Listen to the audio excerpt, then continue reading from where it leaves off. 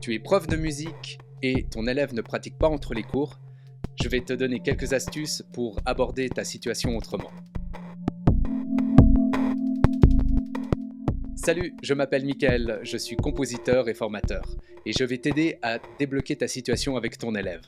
Première étape, comprendre pourquoi c'est un problème pour toi que ton élève ne pratique pas entre les cours. L'idée, c'est de ressentir pour toi en quoi cette situation te touche vraiment. Moi, par exemple, il y a quelques années, je le vivais assez mal.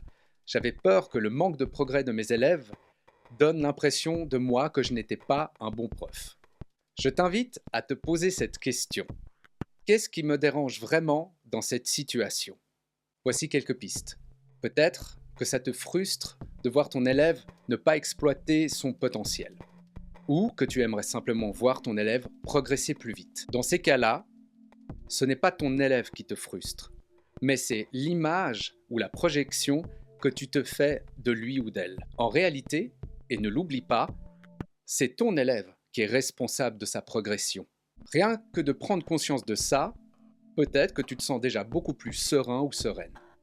Et tu accepteras peut-être plus facilement que ton élève progresse avec toi en cours plutôt que seul à la maison.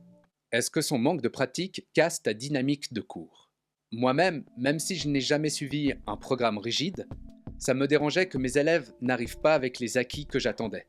J'avais l'impression que ça freinait le déroulement de mes cours. Puis j'ai pris du recul et j'ai essayé de comprendre leur réalité. Certains ou certaines de mes élèves ne pratiquent pas entre deux cours, mais continuent à venir chaque semaine simplement parce que ce moment-là leur fait du bien. N'oublie pas, tu es une ressource précieuse pour ton élève.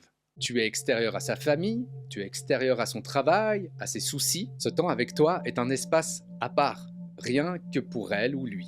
Et si ton élève revient malgré tout, c'est que tu lui apportes forcément quelque chose d'important. Alors, valorise ce moment.